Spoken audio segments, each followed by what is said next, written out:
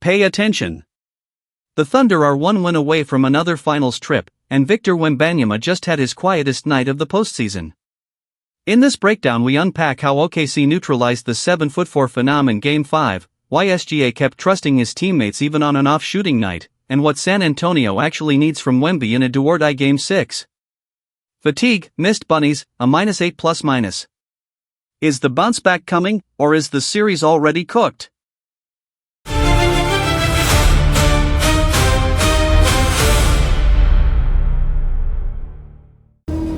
This series has given us everything. This is where rivalries are built. They respect each other, but they don't like each other, nor should they. This is basketball at the highest level. Inside to Wemby. Isn't that what you want in a heavyweight fight, Red? Oh, yeah. To the beat, Gilbert Alexander hit the second field goal. McCain and his arm. Oh, blocks his arm and he scored anyway. Caruso, corner. Inside, SGA streaks his way. Game number 5 to the Thunder.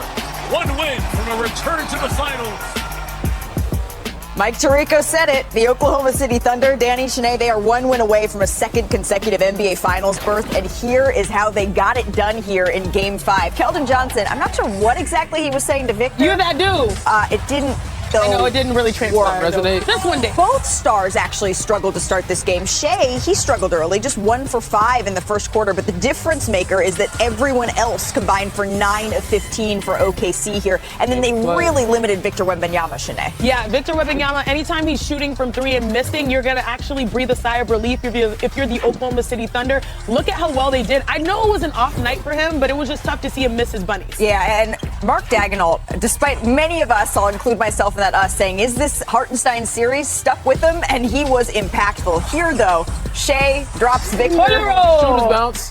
Let me see, yo tootsie Yeah, roll. I think shooter's bounce is better than SGA, he rebounded with 12 points in the second frame here. So to the third we go. Jared McCain started this game, only had 2 points in the first half. He had 18 of his 20 in the second. Strong little guy right there.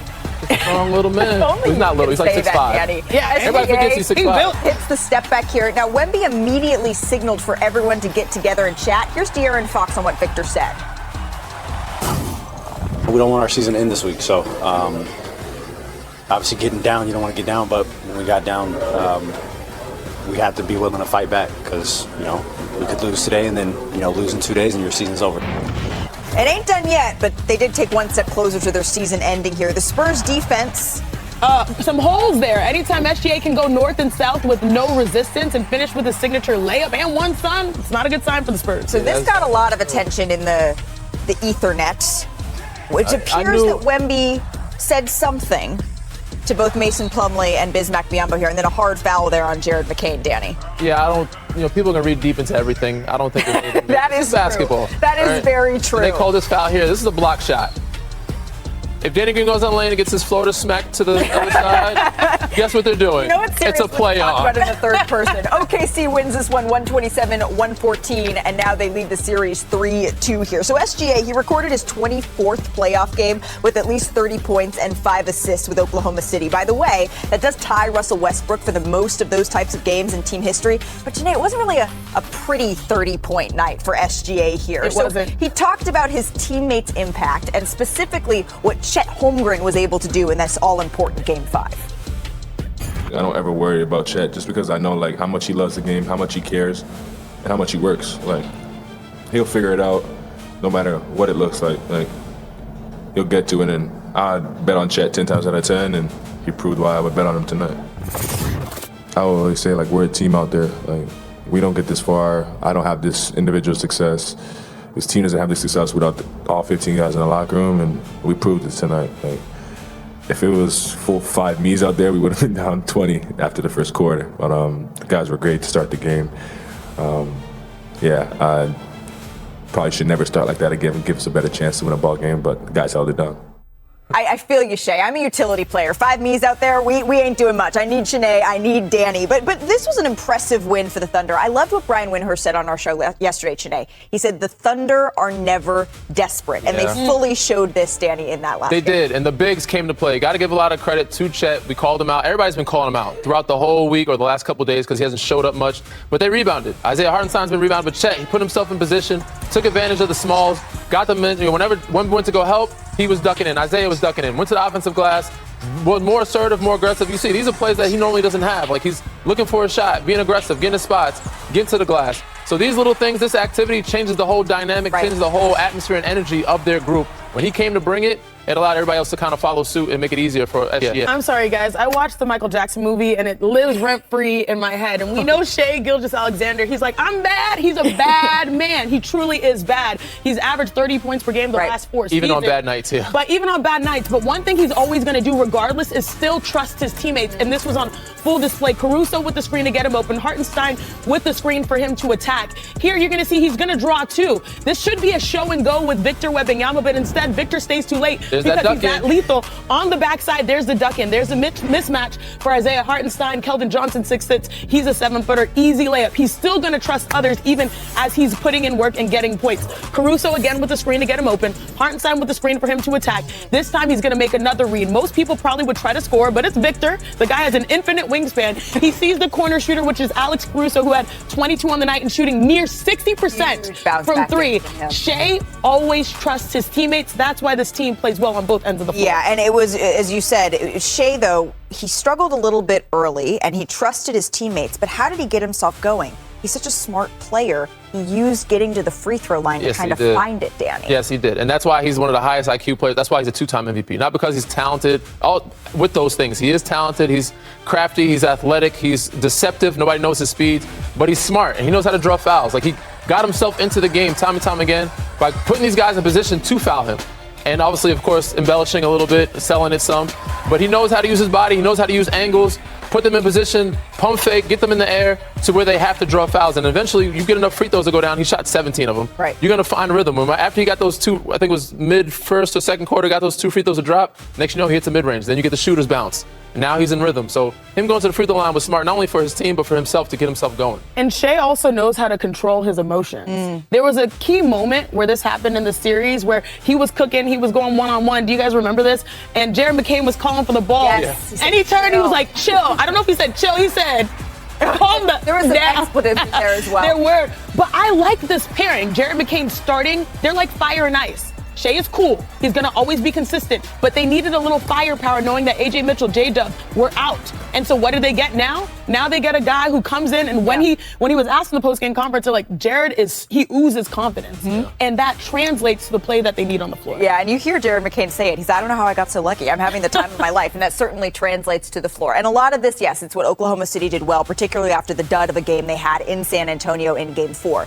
But the Spurs, they didn't look like they had that sort of punch from the jump here. Let's take a listen to Mitch Johnson, what he had to say after the loss.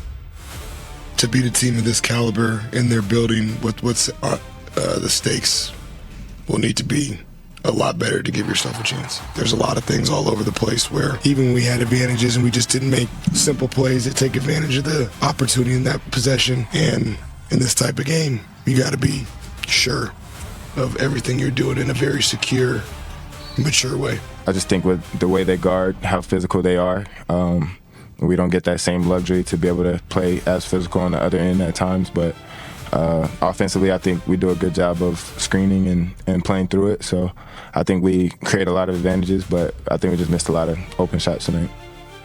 So notably, Victor Wembanyama did not speak to reporters after Game 5. It's pretty unusual, I think, for the young superstar. The NBA, remember, requires players to be available to speak after games, and this was the biggest game of Victor Wembanyama's career, and so I would have loved to hear from him. Now, the NBA has warned Victor about not speaking to reporters, and certainly this isn't something that they're going to condone happening again here. But, Danny, when you look at games, the difference between Game 4 and Game 5, what changed here for San Antonio? I mean, for me, it looks like the fatigue is mostly on Victor. Like, his legs weren't there, his energy, his activity. He had that a little bit in Game 3, too, Yeah, right? and that's why I think that overtime game, those minutes are starting to add up when it comes to him. And his rebounds are a direct, reflection. And you can see the correlation. When he's rebounding, that shows his activity. When he's having 8 or more rebounds a game, they're 7-2. When he's under 8, they're 2-4 now. So him getting his own rebound, throwing it up off the glass, he's not able to get that as much. Them keeping away from the paint, obviously he's missing some chipping and some bunnies, but he's always able to get those second chance points, which he wasn't able to get in Game 5. And that shows like his fatigue to me. He had an alley-oop opportunity that didn't go through. Like there's a couple of possessions that showed he was half a second late on Shea making a layup, not blocking it. You know, Hartenstein getting a floater. He's like half a second late on these blocks. So them shooting 69% at the line or against him at the rim is very unlike him. So Uncar's game is one of his probably worst games of the postseason. Worst plus minus of the postseason, a -8 for Victor. Yeah, so them shooting 69% is probably the worst stat that I've heard when it comes to him because it usually affects the game. If he's not having a great offensive night, defensively he can make it up by deterring them from getting to the basket and also blocking some shots. And I didn't see that last night. This to me was the welcome to the NBA playoffs moment through adversity for Victor Wembanyama, having to fight through fatigue and just falling short. On the other side, when you're seeing him, well, actually, there was a play. Did you guys notice in the second half he had an alley-oop? Yeah. They threw it up to him, and Dylan normally Harper. he just would just put it in. Yep. And he didn't have the legs to even Rip the finish screws that. out, as To me, Kirk that said. was a sign. Yeah, rip the screws out the rim. That was a sign. But when Victor is in these circumstances, you expect teammates to be there to help him step up.